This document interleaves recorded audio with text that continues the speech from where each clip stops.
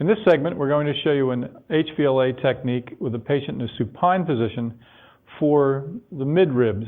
You can probably do this rib 3 to 10.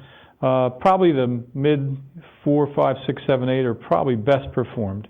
Now, to do this, we're going to set it up almost like a high-velocity, low-amplitude thoracic technique, but in this case, we're going to be contacting the ribs. And the thing we have to remember here is that with the ribs in these areas and where we're putting our hand to make contact, we're going to be opting to affect more the bucket handle aspect of the rib.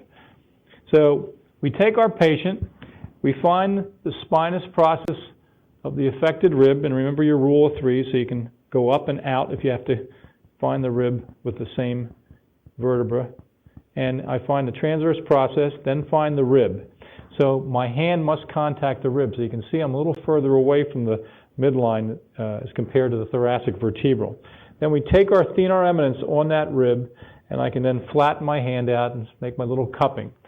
And now, if the rib is in inhalation, free in inhalation, restricted in exhalation, I basically want that motion to be carried from a superior to an inferior direction.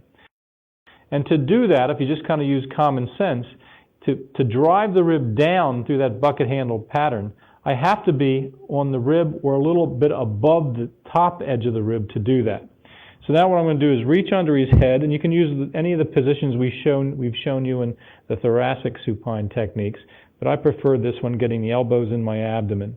And I can control that patient, and I can bring the patient over a little bit to that side to allow the rib to come down a little bit.